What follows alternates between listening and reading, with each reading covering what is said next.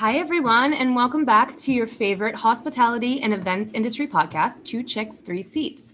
We hope everyone had a wonderful 4th of July and enjoyed some much-needed R&R with family and friends. With that said, we have a very special guest today. Ike Kehal is the CEO of Social27, a virtual event platform that has transformed the way businesses approach and execute virtual events and experiences. As we all know, virtual events became part of the norm in 2020, but they certainly haven't taken a backseat in 2021. And we really believe that they'll continue to gain momentum in the coming years. So that is why we are super delighted to have Ike on as a guest today to talk about Social27 and what prompted him to start it. So without further ado, welcome to the show, Ike. Thank you so much for joining us. Thank you, Kate. It's a pleasure being here. Yeah. And can you, for our listeners, maybe just give a little bit of a background into your, professional history and your years in the hospitality industry or events industry, your experience with events and so on? Certainly, Kate. So, I started in the events industry a really long time ago. From like year 2000 to about 2007, I was at Microsoft and doing marketing, worldwide marketing, and events was a huge part of it. So did events across the world. Pretty much on a plane 15 days out of 30 every month for many years. So got to see how events were done all across the world in different formats, different cultures, different ways of doing things. So that was my first experience with events, mostly corporate events. Then after that, based upon just my experience and some of the things which I thought could be done better is when myself and the co-founder, both of us left Microsoft. He was on the dev side, I was on the marketing and event side. So we decided to create a hybrid events platform, which would essentially extend the reach of the event by adding people who could not be there. So we did that for a few years. Then we kind of pivoted more towards learning and training. Again, this was the era, of mega events, the big Dreamforces of the world, and and sort. And so virtual events were pretty much reduced to, I just need the keynote streaming on my website. Yeah. And so platforms were not necessarily the norm for the last few years. So we were doing certainly events, but more focused on learning and training. We also did some of our own academies and such. But in 2019, just keeping in mind the advances in technology, especially on the AI and machine learning side, this was the first time when a small company like myself would get access to cloud services which had AI and ML, so namely Microsoft and AWS, Azure, gave us the ability to rethink how we could do events in the future. And so we spent pretty much most of 2019 developing the latest version of our platform, which took into consideration the changing habits around content consumption and collaboration. Because again, when I think about events, I think of them as content and collaboration. So looking at how people were collaborating online and how people were consuming content online is what we took inspiration from.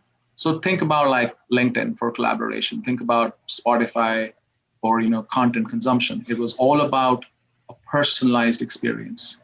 So that is what we took to core, and we focused on building an event experience. It was with hybrid in mind. Because again, virtual events were really not that big in 2019. So the goal was, how can we create an event experience which revolves around the attendee?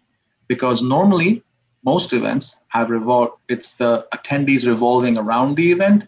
I mean, I'm not gonna say it too loud, but it's more like, taking sheep from one room to the other. But I was like, that's not how the world consumes content today. We all like things to be personalized. When we eat, go to Chipotle, we want everything personalized the way we want. When we go listen to music, we go to Spotify or YouTube or Netflix. So it's all about understand who I am. Please give me, use the power of your computers or whatever be, and give me what I need and give me something that's relevant to me. So that is the essence of what we kind of in the story for the latest version of our platform. And then obviously in 2020, when we were going to market in early 2020, it was actually timing which coincided with COVID, and a lot of our customers needed these services. And a lot of new customers came our way. So yeah, 2020 was certainly a very big year for us. We went from roughly 25-ish employees to upwards of 200 plus in 10 different countries. So yeah, lots of growth. And we were glad that we could meet the needs of our customers. Yeah. I think that you're one of the only people we've talked to in the past year that had good timing when it came to starting a company. No, I understand. My dad used to sometimes quote, William Shakespeare. I think it was, something to do with, tides come in, the lives of men, once in a while kind of thing, right? So, I mean, I don't know the exact quote, but it was about, if you are working on things, and when the tide comes, you can put your ship and sail off, to the promised land. But if you will be waiting around and then the tide comes and you're trying to gather your supplies, sometimes it doesn't work. So I think, it was, I guess, we had seen that even in spite of COVID or not, I mean, this transformation was going to happen. It just happened faster than most people realize. I think the so-called digital transformation that was supposed to happen in 2 to 3 years happened in 2 to 3 months. So that is, I think, kind of leapfrogged the whole world into this new reality that we live in now. Yeah. Yeah, definitely. I mean, Kate and I have attended many conferences over the past year, all virtual, and it's interesting to see the different platforms that are used for all these things. Some of them have different ways to engage the audience better than others. Some, maybe lack in some areas. So just from looking on the Social27 website and learning a little bit about the product, it seems like you have a lot of different features that could have been valuable for the past year. So what are some of the event types and different ways that Social27 has been used by your customers specifically as everyone's been virtual over the past year?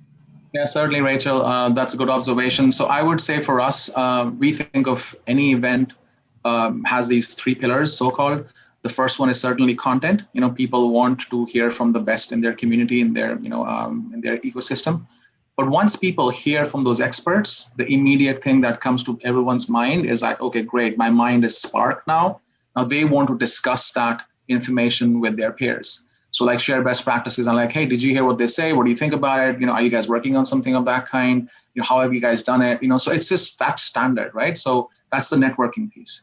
The third pillar is, okay, I've heard from the experts. I've discussed this with my peers. Now I want to take action. I want to meet any vendors in the space who can help me, do something with this. So those 3 are very essential to any event being successful. In person, virtual, hybrid, doesn't matter. So for us, we created our experience around a seamless integration of these 3 different pillars. Most virtual events, even till today, are just about getting the content out there, and it's more of a monologue, right? So I don't really see why people are still doing that, because without the other 2 elements, you did not complete that circle. Essentially, in many cases, because we work in the B2B world, right? So you excited your audience, and then you just let them go into the hands of your competitors, really. Because you did not close the loop there. So for us, I think a lot of the experiences that we have seen in the last 1 year and a half or so, have been around, being able to do all, like our use cases have been from event that were focused on product launches, the standard stuff, for internal sales kickoffs, training meetings.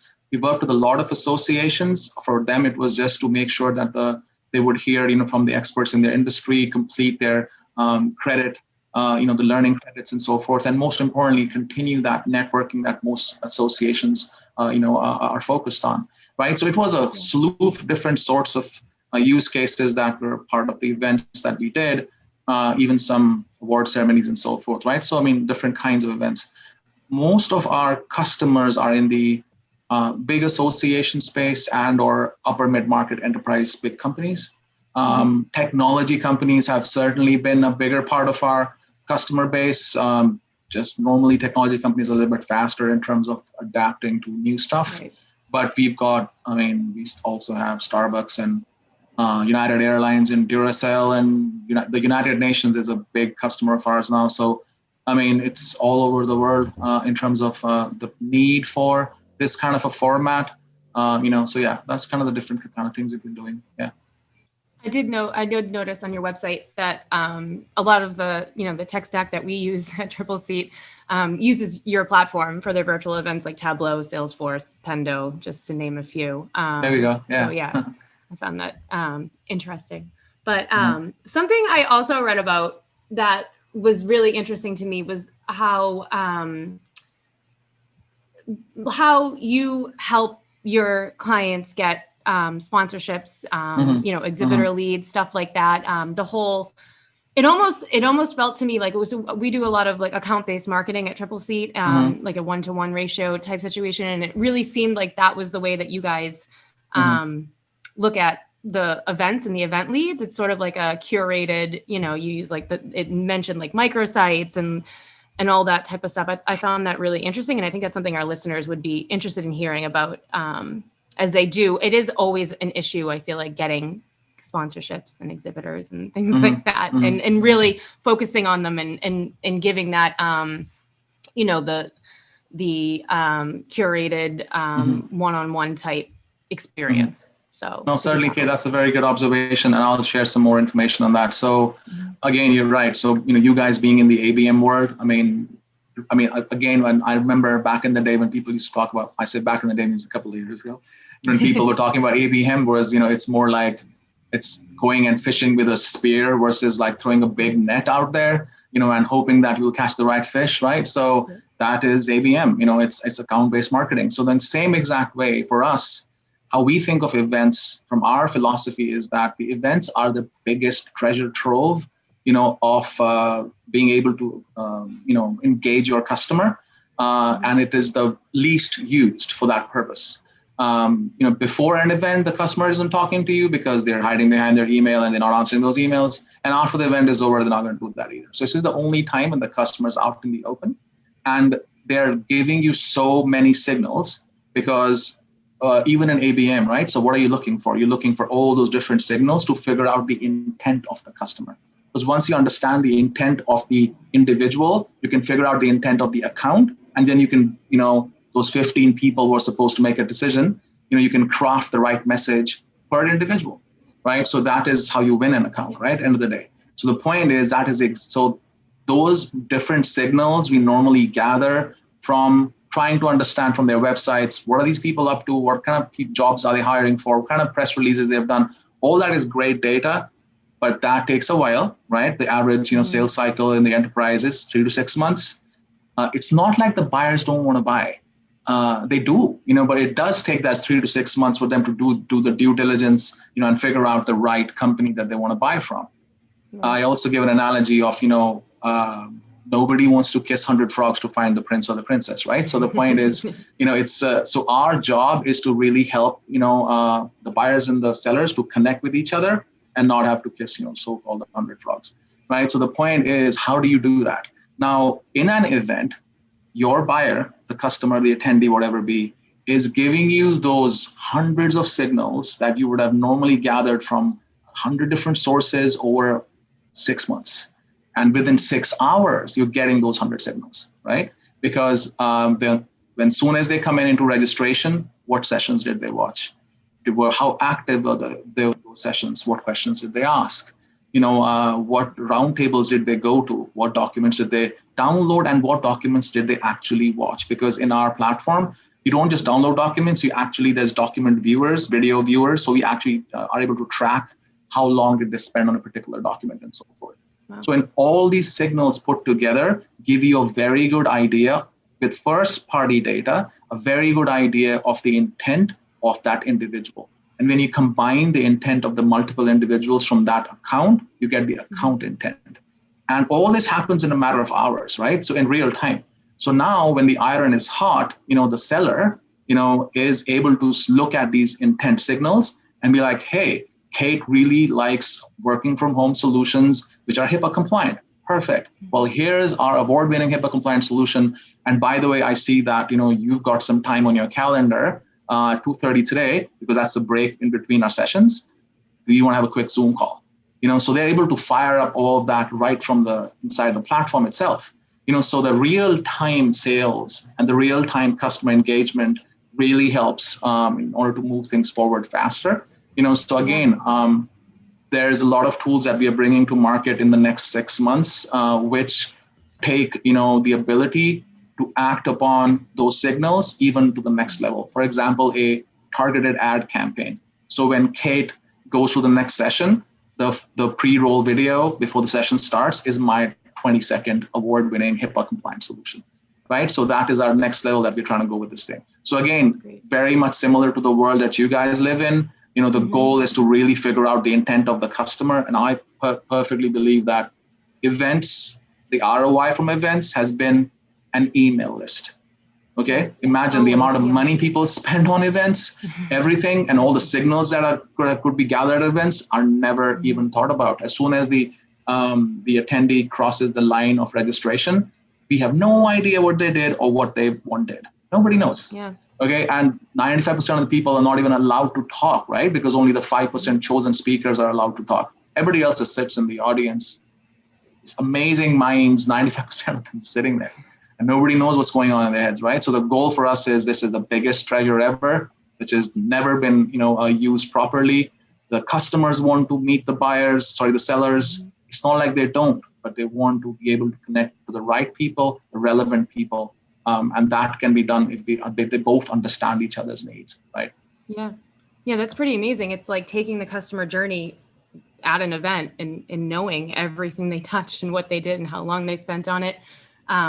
That's invaluable for sure. I mean, we do, trade shows with Tripleseat, and Rachel and I have gone to a few, and we don't, even when they're in your booth, you don't know what they're doing while they're there, and sometimes you don't even get their information. You use a little thing and you get their, you scan the code, and it's like, and then you just get a list a month later of all these people who you don't remember. And yes.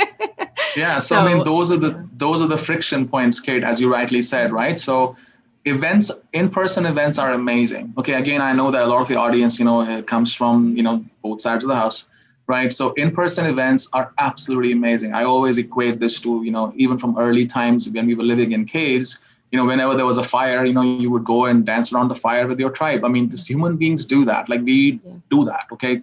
We gather with our tribe. So the point is, let's do that. I think it's the most amazing, way of expressing and connecting with others. But why do we need to have people sit from 9 to 5 every day for 4 days in chairs looking at PowerPoints? Like that part, I don't understand. I don't think anybody enjoys that part.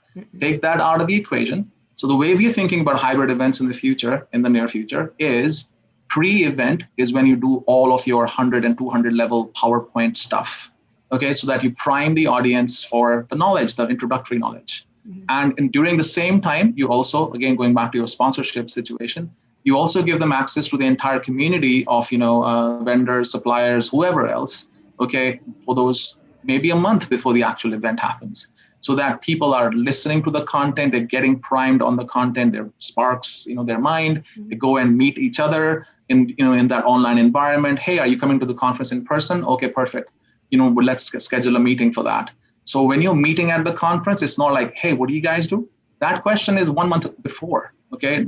At the event, you've already seen the demo, in the pre-event phase, right? You've gone to their, so-called virtual booth. You've talked to those people, had a couple of meetings. So when you're meeting in person, you're having a nice lunch and you're hopefully penning a deal, right? That is the value. Or otherwise, from the content perspective, you watch the 100 and 200 level, and now you're going to go and deep dive, into a smaller group workshop and really, really understand that stuff. Right? Instead of just sitting there, one among 500 people looking at a PowerPoint. So the goal is take that friction out so that when we are at events, we are focused on the amazing parts of an event, listening to those keynotes, and then going into our side meetings, going into deep dive workshops. And, you already know the people in the booth area you want to go and visit. It's not like, the typical used car lot scenario where everybody's just trying to pounce on you. You already know who you're supposed to talk to. You go to their booth. It's like, hi, it was a pleasure meeting you guys on, Zoom or Teams, a couple of weeks ago. I've seen your demo. That's awesome. Now let's go and, grab a table and maybe talk about the deal. So that I think is the, acceleration of this whole experience, and giving people what they love about in-person events versus the friction. Yeah, that's awesome. Switching gears a little bit, we talked a lot over the past year about virtual event fatigue and just how everyone's trying to think of just the next big thing, the next cool thing that they can be doing to make sure that their audience is engaged. Do you have any examples of some things that you may have seen done on Social27 that are out of the box, more creative than just the standard that you've seen happening that you could share? Certainly, Rachel, that's a very good question. And I hear that all the time. You tell me, how much fatigue do you get when you watch TikTok videos or Instagram? Not much, right? Not that So much the point is fatigue. exactly. Absolutely So none. it all comes down. It's not like people have no problem watching the screen. Believe me, we watch the screen all day, every day. All we really want is stuff that interests us, right? So it goes back to my theory I was talking about earlier. The event has to revolve around the attendee, not the other way around. If I put you in a TikTok and I said, you know what, I'm going to be sending the videos which I chose for you, which have nothing to do with your liking, you'll be like, I'm fatigued, like in 2 seconds, right? So the point is, the system needs to understand you. The system needs to understand your needs, your wants, and then curate the content accordingly. And then learn from everything you liked or did not, right? So again, that is the focus. So I consider virtual event environments right now to be very similar to how when e-commerce started, people would just take the catalog and post it online with prices and call us what you want to buy and we'll send it to you. That's not what Amazon is, right? Amazon understands you really well and gives you what you need, and they just know and they get it to you really fast. So the point is, as e-commerce has evolved, so will events. The first thing is, yes, I understand you were doing 1 hour sessions, in an in-person event. Please, again, you're competing against 30-second TikTok videos here. So the goal is at least do a TED Talk style, 15 minutes, okay? So that's what we say. There's something called the TED commandments, which you can find them online, Google that, whatever. It just talks about some very basics, like online content consumption is different from in-person. So give people those 15-minute sessions, maybe even smaller ones, and then give them a deep dive. Hey, click here to go and watch my 1 hour video about this, which is so easy to make these days. You can just quickly record one and put it up there. So the goal is give people what they're used to and how they consume content online. Don't try to fit your in-person event format and just kind of shove it, onto the internet, right? So that is certainly number one. Number two for us is very clear is engagement. Now, when we always talk about, well, people don't engage, well, they will if you give them the right formats and the right tools to do that. Now, again, nobody dances on an empty dance floor, right? We all know that. So the point is that you have to, in the same way, you have to engage your active community first. The people who are from the event and their, speakers and the sponsors, exhibitors, they all need to be able to start those conversations. So we have something called Hello World, which are the short 30-second videos, again, TikTok style, which are introductory videos. It's like you just turn on your camera and your microphone. It's like, hi, my name's Ike, and I am here at this event for XYZ reason. So that is your profile, your video handshake, right? So you have a bunch of these Hello World videos, which you can sort through hashtags. So that is how you start connecting with the human being, versus, okay, there's these 10 speakers and is anybody else online? I don't know. So the point is we have to start adapting more and more to online behaviors. The third thing is the walled garden concept. Events somehow have been able to charge a lot of money for a walled garden where you have no idea if you're going to get the value or not. But people just go because there's no other way to find customers. Customers don't talk to you otherwise, right? So the only way to do that is go to an event. The point is, in the online world, it doesn't work like that. It's called freemium. So you get in there for free in most cases. And then if you see the value, you buy more. On Spotify, you listen to your songs. We don't want the ads. You buy the $9.99 subscription. So that is, I think, where the event industry also needs to take online experiences, which is, look, here is the keynote, here's the basic sessions. And by the way, if you want to get into a roundtable with these experts, pay me $9.99 more or whatever it be. So those micro payments need to come in, because this is a world of show me the value, and believe me, I'll give you a lot of money, but don't just ask me for $3,000 and then I'm just like, what the hell, this was nothing, right? So the point is, those are some of these things we will have to change our mind around, right? So those are the 2 or 3 things which I feel. First is the content format. The second one is engagement activities. Again, you have to start dancing on the dance floor, believe me, then people will join. And the number 3 is certainly the ability to do micro payments and show the value, and then keep on, upgrading people to where they need to go, where they find value. Another thing is that because these happen over a long period of time, it doesn't need to be for 3 days. You could have a 1 month of pre-event where a lot of these things are happening. You could have the event going on hybrid for those 3-4 days. There's people in person and there's people online. And then post-event, where people can still come back to the sessions they missed or whatever it be. So, right, it becomes this experience, not just a point in time, because there is that virtual component. There isn't a convention center you're paying the rent for, right? So that is, those few things that I talk to my customers about as to how they're strategizing for their events over the next year. That's really interesting, because I just recently, Rachel, I don't know if you attended as well, but we attended the Women in Tech conference a few weeks ago.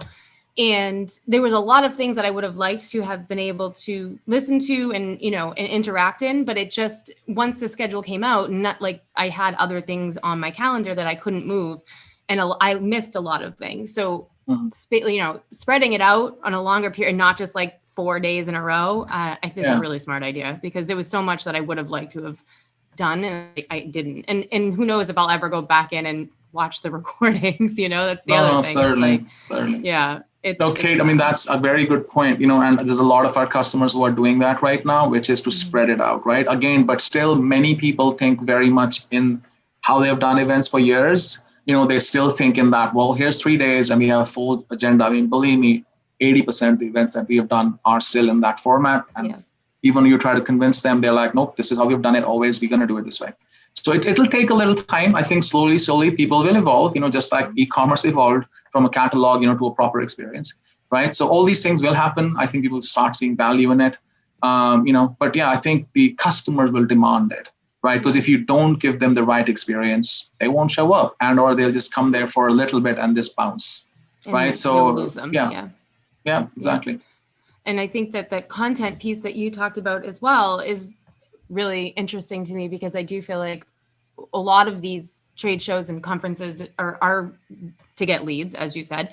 And as we all know, working in marketing, it's like, what is it now? They say like people, if they're trying to find online, they have to they have to take in at least 11 pieces of content before they even consider purchasing your product or whatever it may be, or listening to your demo.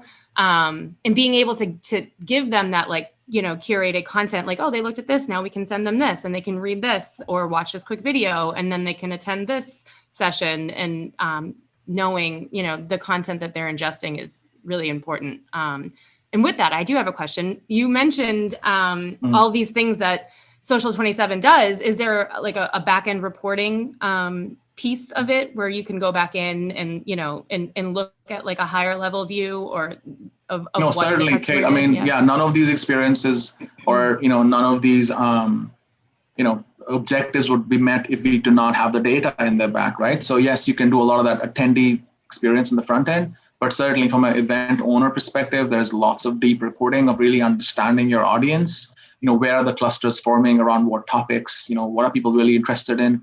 We have a concept of areas of interest, just like genres of music on Spotify, right? Just exactly the same situation. So when people come into the event, they've given us the registration information, but then the next thing immediately we ask them is, okay, here's those 10 areas of interest that the conference is focused on. What are your top 4? I mean, that is what helps you personalize the experience, right? So you choose your 3 or 4. And that then again now narrows it down in terms of what their intent is and why are they here. And so those clusters that start forming around those areas of interest really help to understand the audience. Because you might think that, oh, it's an AI conference, so everybody's all focused on, I don't know, natural language processing. But maybe they're all more focused on, some conversational AI, and that's all they want to do. So, and you only had 2 sessions for that. So then we've actually seen a couple of our customers in the recent past, they actually did a half day, 1 month before the actual event, just because they saw some of these reporting in the back end where those clusters were forming. And they were like, well, we were really low on content on that one, so we're just going to do a half day, just focus on that, bring in the experts for that. It was very well attended and very well received. So it's the learnings from a lot of those activities that happen. In many cases, you can act upon them in real time. For example, in the sponsored exhibitor area. So you are seeing the people who are coming into your so-called virtual booth. You're seeing, what, documents that they're downloading, what documents they're looking at, and so forth. So then you can obviously talk to them immediately. Say, hi, Kate, how's it going? I see that you're interested in XYZ kind of solutions. Would you want to have a quick call, right? And you can fire up a quick call from inside there. That is real-time reporting. But on the other side, even post-event, right, there's all sorts of reports available for you to understand, how you engage a particular account and so forth. We also have something called the Hive, which is coming up in the next quarter. This quarter that starts in July, which is a consolidation of intelligence from across your events, right? Because the one thing that I noticed, especially when I was at Microsoft, was that I would work with my peers all across the world, and they would do multiple events. I mean, sometimes I would be there, sometimes I won't. But I was always challenged in terms of getting reporting. It's like, how many people came? What did they do? It was so hard to figure out what happened, and because everybody's kind of in their own format, in their own world. And especially for bigger companies, they do hundreds, thousands of events all across the world, small ones, big ones, every year. So the Hive, what it does is it consolidates the data from across the world into one so-called beehive, right? And then you're able to see what is happening across your entire ecosystem. And so you might see that there's these 10 accounts that are actually really attending your events throughout the world. So then that automatically puts them on the top, is like, hey, talk to them about X, Y, and Z, because they're making sure that they attend all of our events everywhere. So they really want to know more about our cybersecurity solutions, because that's what they're into, right? So let's do a corporate level agreement with them versus just country level, right? So that is those kind of insights that start coming out of that. So, and also the control, because we also have a feature called the cloning feature. So a corporate team can come up with 10 different events, and then everybody across the world can click on a button, clone that experience, and launch it locally, right? So in that way, you're able to, first of all, have consistency of how you're delivering your message to the world. And then you're also able to give some economies of scale, because you don't have to keep on reinvesting. Everybody in every country has to, create their own everything. That is not good value for money. So by giving them the ability to clone stuff, you are keeping them in the fold. But what you're getting in return is all that data then, right? So those are some of those needs that were expressed by our customers over the last year and a half. And so we're creating those products and launching them this coming quarter. That's great. Rach, do you have any more? Yeah, I have another question. So looking forward into the rest of 2021 and 2022, as corporate events, in-person events are coming back, and the whole hybrid event space, what do you predict the hybrid event space to look like? And also, how is Social27 more well fit to accommodate that event experience compared to your competitors?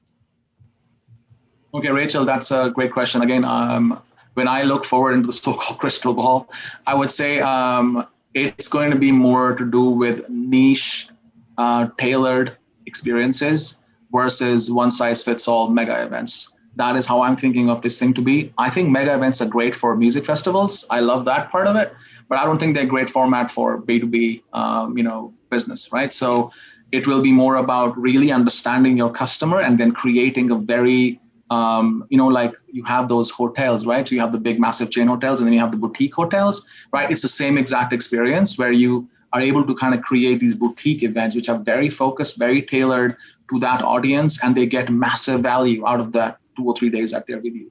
Again, as we talked about earlier, human beings want to collect and gather, but the amount of money involved and the travel and everything else in between, they better get the right value out of that, right? So I think keep that value, keep giving them the best experience possible, really understand your audience, give them the ability to engage with you before the event so that they all meet each other. So when they're in person, they're actually moving the needle forward versus starting from scratch, right? So I think that is what I see events going towards, more tailored niche experiences, boutique style, versus, I would say boutique for me could even be 1,000 people for that matter, instead of the average corporate event these days, 15, 20,000. That's too much going on. You don't even scratch the surface, of that. You don't get to all the content, you don't get to meet the people, so it's, I think smaller, more focused is fewer and deeper, I think is how things will be, more tailored. That's one. On the other side, I think just in the immediate, I would say 2022, I think certainly people will want to get out there more, but this time around when people come out, you better give them the right value. You cannot just go back to what it was in 2019, where it was just like, well, you should be glad that, we even have an event, so just come over and spend a bunch of money without thinking about it, right? So I think people have also realized, and also marketers and salespeople will be involved more in events, because right now it has been mostly on the event planner side and the event management side, their job is butts in seats. I got you X amount of people. Basically, I got you a massive email list. And my job's done. I'm moving to the next event now. What we have seen over the last year and a half is so many more sales and marketing teams getting involved who would have normally come later on in the game after the event was over and the email list was generated. But no, they're not coming in further upstream and saying, hey, I want to be able to create some experiences inside here. I can actually get some networking going, some demos right here, right now, and move my sales cycle deeper into the event versus post, right? So I think that is another thing where the decision makers will not just be the event owners in big corporations, it's the sales teams, the GTM teams, everyone will start seeing more and more participation and a more of a collaboration happen around that. So again, from a perspective of who do you target when it comes to events, I think is a broader set of people. So those are the couple of things that come to my mind, at least when I think about the near future. Yeah, that's that rings true for us at Tripleseat too. I mean, much smaller scale, but I do feel like we've especially started, the events that we hold, it's become all marketing and sales that puts on the events. And we actually have an event planner that is under the marketing team, but it's more of a collaboration now, I feel like, which makes a ton of sense. And it has really, that's really happened over the past year where we've been doing all these virtual events and realizing the value in having the entire marketing team and the sales team be involved in the planning process. And really getting, putting their say out there. And it makes a lot of sense. It totally does on a small scale and on a large scale. So.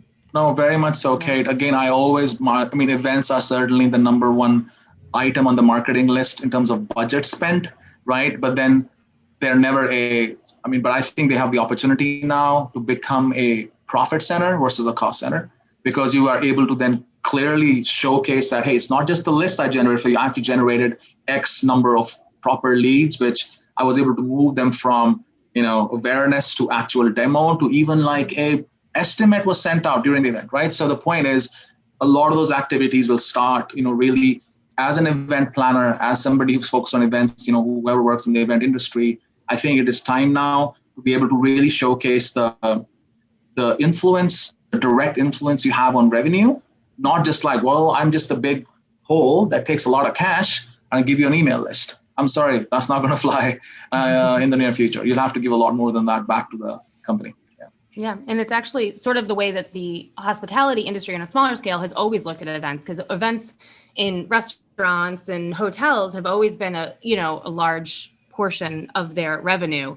Getting that many people in the door at one time rather than trying to sit tables and take up the space and whatnot has always been a big part of the restaurant industry. But looking at that in a broader corporate, large corporation view, it does make a lot of sense for sure. No, absolutely. And I think, again, there was another question you guys had earlier, which was around like, how is this going to affect, the restaurants, the venues, and how can they look forward towards?